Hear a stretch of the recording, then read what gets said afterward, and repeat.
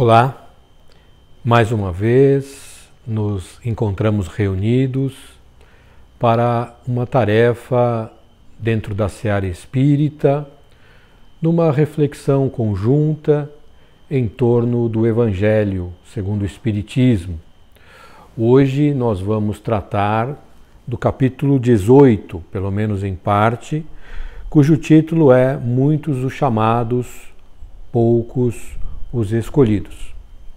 E é sempre uma alegria estar aqui e eu agradeço de coração a cada um de vocês que de maneira gentil e generosa permitem que eu tenha acesso à casa de vocês, ao lar de vocês, nesses minutos e que nós possamos então buscar a inspiração e a proteção do plano maior, orando a Deus, o nosso Pai, de infinito amor e bondade, para com todas as suas criaturas, indistintamente, pois Ele sabe que nós, desde o momento em que fomos criados como espíritos humanos, temos como destino certo a perfeição, a pureza, a felicidade absolutas. E que nestas experiências em que vamos adquirindo conhecimento e moralidade, vamos galgando os degraus da nossa evolução espiritual. Agradecer a Jesus, o mestre e guia de toda a humanidade, por se empenhar de maneira tão intensa e amorosa, cuidando de todos nós, sem nenhuma exceção, a fim de que, no dado momento, cada criatura terrestre possa desfrutar de todas as belezas, de todas as bondades e bênçãos que nos estão reservadas no mundo regenerado. Mas, para alcançarmos este patamar, se faz necessário um esforço. Não um esforço enorme, não um esforço das criaturas superiores, não. Um esforço compatível com a nossa condição, com as nossas possibilidades, a fim de conquistarmos o mérito para vivermos num mundo mais pacífico, num mundo mais harmonioso, num mundo onde as relações entre as pessoas sejam mais justas, mais caridosas, mais fraternas. Este é o trabalho de Jesus e da espiritualidade superior para com todas as criaturas. E aos espíritos bondosos e amigos que mais proximamente nos guiam, nos acompanham, nos protegem. Buscamos, mais uma vez, a sua participação nesta nossa atividade, inspirando-nos, trazendo-nos suas boas energias, suas boas vibrações, de modo a que possamos aproveitar cada um desses instantes em que permanecemos conectados pelos meios de comunicação digital, criando essa corrente voltada para o bem, para a paz, para a felicidade de cada criatura que aqui está. Que possamos, Senhor, cumprir nestes momentos com o nosso propósito para essa tarefa que nos cabe. Que assim seja. Então, nós vamos falar hoje sobre o capítulo 18, o capítulo 18º, do Evangelho segundo o Espiritismo. E mais uma vez o título é Muitos os chamados, poucos os escolhidos. E o capítulo começa então com uma parábola, a parábola do festim de bodas, a festa de casamento. Esse trecho do Evangelho então está em Mateus, mas ele também se encontra reproduzido em outros evangelistas, Lucas e Marcos. Mas o Kardec escolheu e destacou o texto de Mateus. Falando ainda por parábolas, disse-lhes Jesus: o reino dos céus se assemelha a um rei que, querendo festejar as bodas do seu filho, despachou seus servos a chamar para as bodas os que tinham sido convidados. Estes, porém, recusaram ir. O rei despachou outros servos, com ordem de dizer da sua parte aos convidados: preparei o meu jantar, mandei matar os meus bois e todos os meus cevados.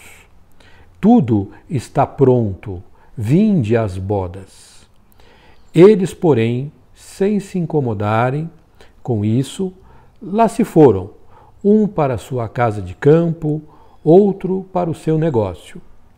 Os outros pegaram dos servos e os mataram, depois de lhes haverem feito muitos ultrajes.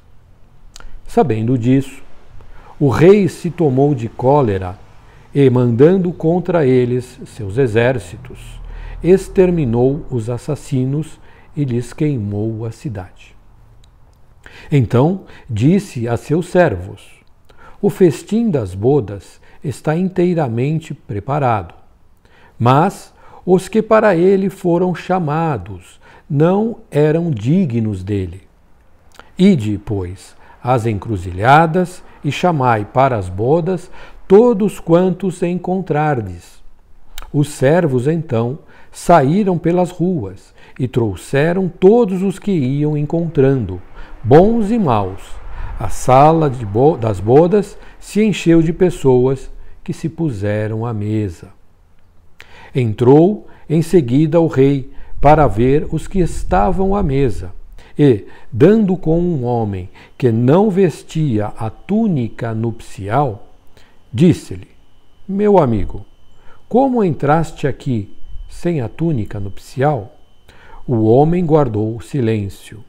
Então disse o rei à sua gente: atai-lhe as mãos e os pés e lançai-o nas trevas exteriores. Aí é que haverá prantos e ranger de dentes, porquanto muitos há chamados, mas poucos escolhidos. Passagem, então, extraída do Evangelho de Mateus, capítulo 22, nos versos de 1 a 14. Então, curioso Kardec ter destacado no Evangelho segundo o Espiritismo este capítulo com este título, muitos os chamados, poucos os escolhidos, e iniciando com a parábola do festim de bodas. Então, como sempre, a gente deve procurar entender os ensinos de Jesus, buscando sempre o seu significado mais profundo. Porque se nós ficarmos na superfície das parábolas, nós provavelmente não compreenderemos com exatidão o que Jesus quis nos transmitir, nos ensinar. A própria maneira como ele se dirigia às pessoas, através das parábolas, já dissemos em outras oportunidades, era uma forma dele tornar o ensino, primeiro, interessante, porque as pessoas gostam até hoje de ouvir histórias, não é? Segundo, ele fazia uso de elementos muito próprios do povo daquela época. Um povo, em sua grande maioria, formado por pessoas simples, agricultores, pastores de cabras, de ovelhas, pequenos comerciantes. Em alguns momentos em particular, ele se dirigia às pessoas mais letradas, mais cultas, os sacerdotes, fariseus e saduceus. Mas ele fazia uso, então, de uma técnica pedagógica exatamente para despertar a atenção das pessoas e se fazer compreender. De nada serviria ele utilizar uma linguagem muito elevada, que sem dúvida nenhuma espírito da envergadura que é, ele teria plenas condições para isso, mas de nada serviria, porque o ensino não seria compreendido ou não seria guardado, não é? Então ele usava dessa técnica, fazia uso dessa linguagem, dessas imagens. E aqui neste caso ele utiliza uma festa de casamento, né? Então, para quem está um pouco mais familiarizado com as escrituras antigas, com a Bíblia, tanto no Velho quanto no Novo Testamento, vai perceber que esta união entre as criaturas e o Criador, ou seja, entre Deus e os seres humanos, é representada por um casamento, não é? Então é uma figura que se repete inúmeras vezes nas Escrituras, né? Além do que, o casamento naquela época ele era comemorado por um período longo, eram 7 dias de festas, né? de comemorações, era um momento de muita alegria o casamento. Então Jesus usa a imagem do casamento, a figura do casamento, como forma de representar, né, a união das criaturas humanas com Deus e também a alegria que deve reinar nas nossas vidas, né? Quando nós estamos vivendo situações não alegres, dores, sofrimentos, angústias, isso se deve às nossas condutas equivocadas. Quando nós nos mantemos dentro das condutas ensinadas por Jesus, a nossa vida se preenche de felicidade, de alegria. Então essa imagem do casamento tem muito a ver com isso. E pode parecer estranho que o rei tenha feito o convite para uma festa e as pessoas convidadas nem fizeram conta daquilo, né? Se desinteressaram, foram cada uma cuidar dos seus afazeres, do seu lazer, dos seus negócios. Mesmo assim, o rei insiste no convite e algumas dessas pessoas não só não quiseram ir, como ainda maltrataram e mataram os enviados, né, os mensageiros do convite real. E aí o rei, sabendo disso, se exalta, se enche de cólera e manda os exércitos destruir aquelas pessoas, aquela cidade, mas mesmo assim mantém a festa, né? Não desiste de realizar as bodas. E aí pede então que sejam todos convidados, qualquer um, não é? Bom, então o Allan Kardec vai explicando os aspectos dessa parábola. Primeiro, quem é o rei? Não é? Deus. Né? Deus é o rei. E a festa, o que é? É o próprio reino dos céus. O reino dos céus preparado, né? No nosso caso, por Jesus, o Espírito que governa os destinos espirituais da humanidade terrestre. Então esse reino dos céus preparado por Jesus para as criaturas humanas, não é? Então o convite foi feito primeiro para o povo hebreu, digamos assim, foram os primeiros convidados, porque era o povo, o único povo naquela época que praticava, admitia a ideia do Deus único. Os outros povos que existiam na Terra eram politeístas, eram idólatras, né? Mesmo que alguns indivíduos tivessem a noção do Deus único, essa era uma coisa velada, reservada, tratada até com certo mistério, não é? Não era uma prática que chegava ao conhecimento das grandes massas. Apenas o povo hebreu é que tinha essa noção do Deus único. Então foram os primeiros convidados e recusaram o convite. O que isso significa? Que eles, mesmo sabendo dessa realidade, né, do Deus Pai, do Deus Criador, trazida por Moisés, trazida pelos profetas, eles se afastaram dessas verdades, mantiveram-se mais presos aos cultos exteriores, às práticas exteriores, aos seus interesses materiais, não é? Quando Jesus fala que sacrificaram os enviados, ele está falando aí dos próprios profetas, ou alguns dos profetas, que foram martirizados, foram mortos, né? E aí o rei acaba convidando todas as pessoas, todas as outras criaturas, todos os povos, os pagãos, né, aqueles que não acreditavam no Deus único. A mensagem de Jesus é levada pelos seus seguidores após a sua partida para o mundo espiritual para todos os cantos da terra, né?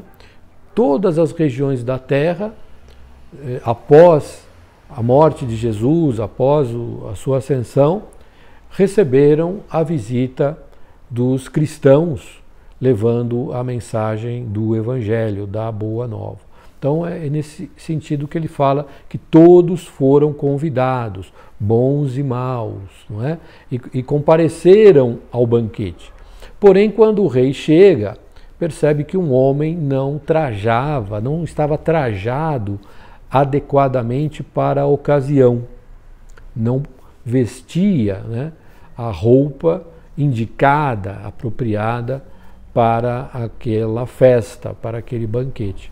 Então, ordena que aquele homem seja retirado, lhe sejam atadas as mãos e os pés e que ele seja removido para um lugar de sombras, né, de escuridão, de trevas, onde padeceria de sofrimento. Então, que veste é essa? Né? Que traje é esse? Né? Na verdade, para que nós possamos ter o direito, ter o merecimento para alcançar o reino de Deus, se faz necessário que nós nos transformemos, que nós deixemos para trás a criatura antiga, a criatura velha, cujas atitudes são fortemente influenciadas pelas paixões negativas, mormente o orgulho, o egoísmo e tudo que daí deriva, né? E nos transformarmos numa criatura amorosa, caridosa, benevolente, indulgente, capaz de aceitar o outro como ele é, sem nada exigir em troca, de perdoar, de estabelecer uma vida dentro dos parâmetros ensinados pelo Evangelho. Então, quando nós fazemos esse movimento de deixar para trás a criatura velha, qual é a imagem? Nós estamos nos despindo de uma veste antiga, de uma veste, não só a veste corporal, mas essa veste energética, né, constituída pelas nossas más inclinações, pelas nossas imperfeições, que nós podemos chamar do nosso ego. Então, deixarmos de lado o nosso ego e assumirmos a nossa identidade como filhos de Deus, criados para o amor, para a perfeição absoluta. Claro que não vamos atingir esse estado de perfeição absoluta numa existência. Não é essa a proposta e nem seria isso possível. Mas é necessário que nós, tomando conhecimento dessas verdades, dessas realidades, busquemos intensamente, todos os dias, em todos os momentos, fazermos essa transição, deixando um pouco dessa veste antiga e assumindo um pouco dessa veste nova. Então, qual é a veste que nós devemos trajar para termos o direito de entrar neste banquete divino, de felicidade, de paz, de harmonia, de justiça, de relações harmoniosas entre as criaturas. É uma veste compatível, né? Então o nosso estado interior precisa estar ajustado, nós precisamos vibrar em sintonia com esta sala onde acontece o banquete real, né? Onde se dá essa festa feliz e alegre que podemos chamar do reino de Deus, o reino dos céus.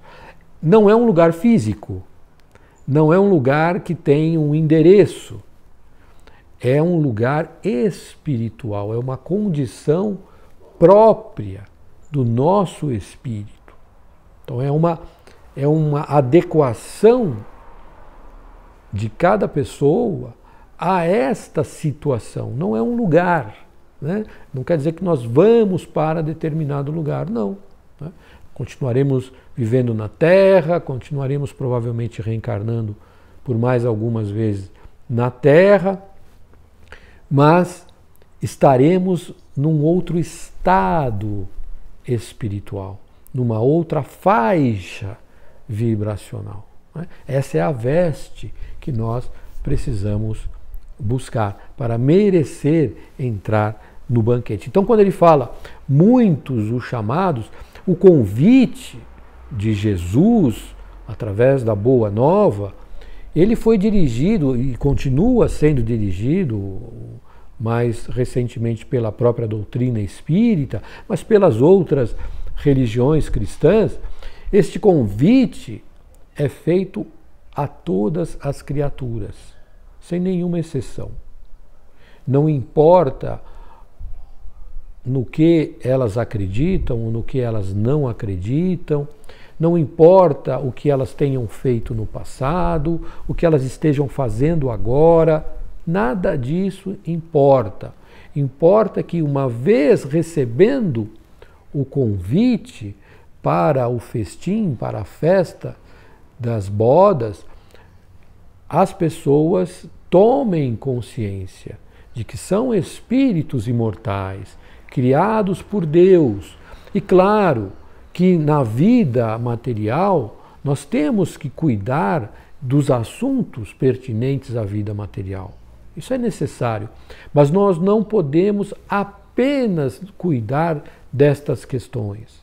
Elas são importantes e necessárias, mas mais importante e necessárias do que as questões do mundo material são as questões relacionadas à nossa evolução espiritual, intelectual também, mas principalmente moral. O nosso progresso nas questões morais. Como? Fazendo todo o bem que estiver ao nosso alcance, nas circunstâncias que se apresentarem no nosso cotidiano. É só isso, não é tão complicado. As pessoas às vezes têm uma tendência de complicar, de aumentar. Não, é simples. Não que seja fácil, mas é simples. Fazer todo o bem que estiver ao nosso alcance, quando a situação se apresentar. Então, se eu estou caminhando pela via pública e percebo uma tábua no chão em que há um prego virado para cima, eu penso, puxa, ainda bem que eu vi, eu poderia ter pisado e me machucado. Se isso não aconteceu comigo, e eu fico feliz, eu devo então tomar uma atitude para evitar que isso possa acontecer com outras pessoas. O que eu faço? Eu removo aquela tábua, entorto aquele prego, deixo num lugar onde não é passagem. Esse é um ato de bondade, esse é um ato que estava ao meu alcance realizar. Agora, eu posso simplesmente desviar da tábua, não fui eu que coloquei a tábua aí, quem colocou que é responsável, eu vou seguir o meu caminho. Eu posso ter essa conduta? Posso. Não há problema nenhum. Mas eu tive em minhas mãos a oportunidade de fazer o bem e não fiz. Não estou trocando de veste, não é? Estou mantendo as mesmas vestes antigas. Né? E tantas outras situações do nosso cotidiano, né? Se eu estou chegando no meu edifício e vejo uma senhora com muitas sacolas ali, se atrapalhando, com dificuldades, qual é o problema de eu me oferecer para ajudá-la? É uma vizinha que mora no mesmo prédio, eu não a conheço pelo nome, ela também possivelmente não me conhece, mas não importa, né? Por que não prestar um auxílio? Não é? Olha, posso ajudar a senhora? Né? Deixa que eu carrego e tal. O que é que me custa isso? Não é absolutamente nada. Mas eu posso fazer de conta que não vi, fazer de conta que estou entretido com outro assunto, olhar o celular, entrar no elevador e ignorar a situação daquela senhora. Eu vou arder no fogo do inferno por conta disso? Certamente não. Mas eu deixei passar uma oportunidade de ser útil, de fazer o bem, de ir deixando para trás a criatura antiga e ir assumindo esta nova criatura que todos nós precisamos nos tornar. Enfim, se nós formos aqui, nós vamos ficar a noite, o dia e a madrugada conversando sobre possibilidades que nos surgem diariamente de fazermos o bem, de sermos caridosos, de sermos bondosos com as pessoas que estão à nossa volta. Não são grandes gestos de altruísmo, de heroísmo, não. Questões simples. Né? Isso é que se faz necessário. Depois, na sequência da lição, o Kardec traz a outra parábola que fala da porta estreita, né? Que também tem a ver com isso que nós estamos falando. Parábola que também está no Evangelho de Mateus, no capítulo 7, versos 13 e 14. Entrai pela porta estreita, porque larga é a porta da perdição, e espaçoso o caminho que a ela conduz, e muitos são os que por ela entram. Quão pequena é a porta da vida, quão apertado o caminho que a ela conduz,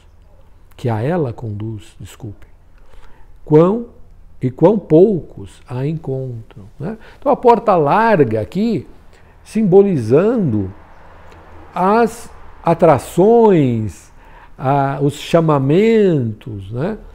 As ilusões do mundo material, que ainda exercem um forte apelo sobre nós, mas para os quais nós devemos ter muito cuidado, porque é fácil nós nos perdermos nessas ilusões da riqueza, nas ilusões do sexo desregrado, das viciações, da ingestão de substâncias que nos intoxicam, que alteram o nosso estado de consciência.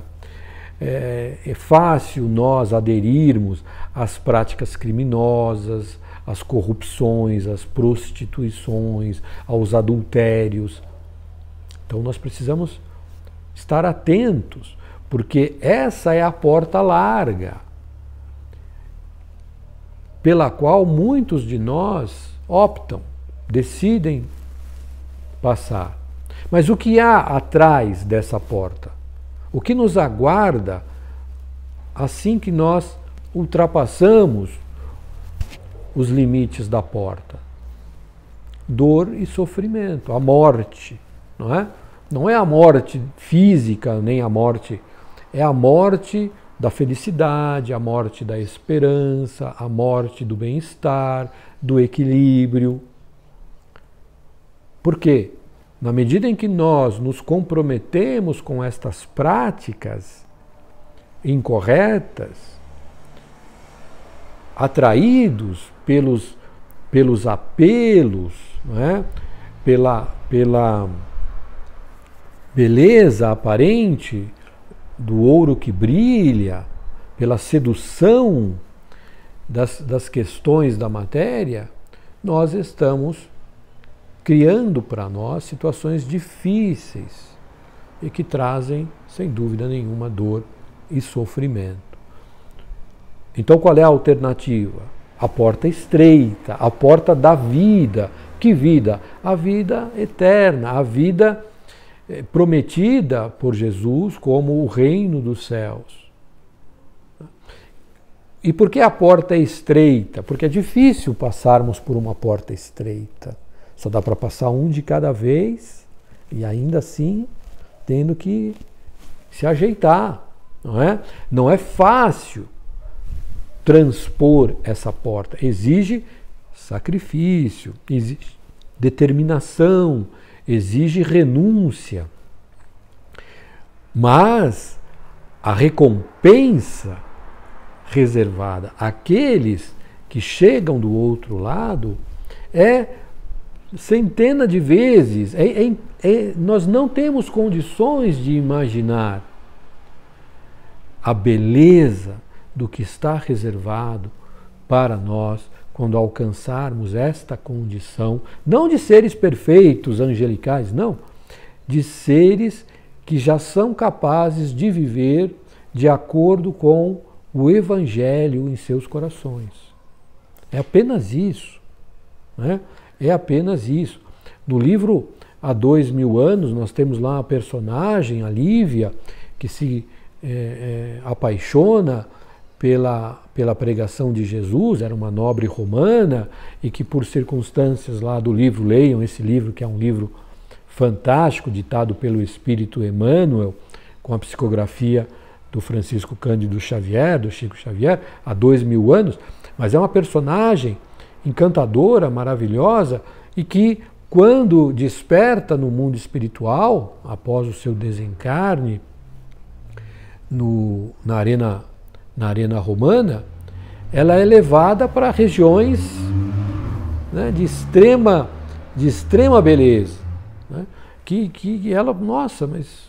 Né? Então, nós não temos ideia, nós não temos noção do que nos aguarda, de quão belo, de quão maravilhoso é este reino dos céus, que só depende de nós alcançarmos a condição de convidados, né, para participar desse banquete. Então, a porta estreita também trata disso, né, de nós fazermos as boas escolhas, escolhermos aquilo que nos é mais propício, que não é mais adequado para a nossa evolução espiritual. Vamos deixar de lado, então, as obrigações profissionais, as questões familiares? De maneira nenhuma.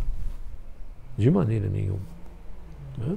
Precisamos dar conta dos assuntos que nos são próprios, que são inerentes a esta nossa existência na Terra.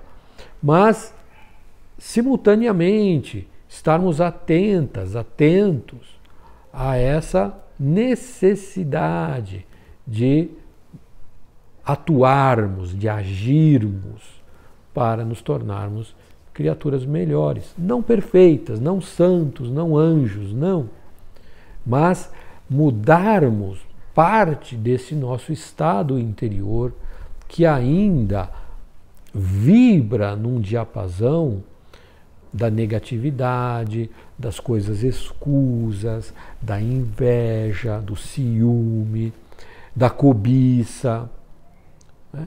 da falta de compreensão e de indulgência para com as falhas humanas. Nós nos consideramos credores da compreensão, do perdão alheio, né? Olha, eu sou falho, né? Eu tenho as minhas limitações, então, poxa, me perdoe. Então, se nós nos vemos assim, nos acreditamos assim, e é natural, também temos que ter este mesmo olhar para o nosso semelhante. Também a criatura que está diante de nós padece dessas dificuldades interiores, dessas limitações, né, dessas vinculações com as más tendências milenares que nós trazemos. Então, a mesma indulgência que queremos para nós, o mesmo respeito que queremos para nós, o mesmo perdão que nos consideramos merecedores, devemos propiciar aos nossos semelhantes. Não é tão complicado. Às vezes se apresenta muito difícil, mas não é tão complicado entender. Se a gente conseguir entender, já é um avanço, porque depois temos que fazer o movimento do entendimento para o sentimento, que é uma etapa para que essas leis fiquem realmente incorporadas na nossa conduta. Mas temos que ter um entendimento. Começa por aí. Temos que ter um entendimento. Aquilo que queremos para nós, que exigimos para nós, que lutamos para termos para nós, é nosso dever também propiciarmos aos nossos semelhantes. Ou não fazermos nada que impeça, que bloqueie, que iniba o nosso semelhante de poder acessar esses bens pelos quais nós tanto lutamos e tanto clamamos. Não é? Então, a porta larga é a porta da morte, da perdição, é a porta das coisas do mundo material, das paixões, né? Das vinculações com tudo que nos afasta do coração de Deus. A porta estreita é a porta das coisas certas, da moralidade, da dignidade, da decência, e, portanto, requer esforço. Nós ainda não incorporamos na nossa conduta esses conceitos. Então, é importante estarmos atentos para, diante de uma decisão, nós olharmos para a porta larga, olharmos para a porta estreita e falar: aqui na larga é mais fácil, eu vou ter um prazer momentâneo, mas é um prazer que me trará dor e sofrimento. Aqui na porta estreita eu vou ter mais dificuldade, eu vou ter mais, vai exigir de mim mais sacrifício, mas o que eu encontrarei após passar por ela é de uma felicidade, é de uma beleza incalculável, inimaginável. Tem outros itens ainda importantes no capítulo, mas o nosso tempo está terminando, nós vamos ficar por aqui, que possamos refletir detidamente, calmamente, sobre esses ensinamentos que os evangelistas reproduziram, sobre os comentários feitos por Allan Kardec, o codificador, e gradativamente irmos adquirindo mais e mais consciência sobre essas verdades para ir colocando-as em prática em nossa vida. A minha gratidão a cada um de vocês, pela audiência, pela paciência, pela generosidade, né, com que vocês permitem que nós façamos este trabalho, e o meu desejo de coração para que vocês sejam abençoados profundamente por Deus, por Jesus, pela espiritualidade maior, com muita saúde, com muita paz, com muita felicidade. E diante das dificuldades inerentes, força, coragem, fé, porque tudo vai passar. Tudo vai passar. Fiquem bem. Muito obrigado.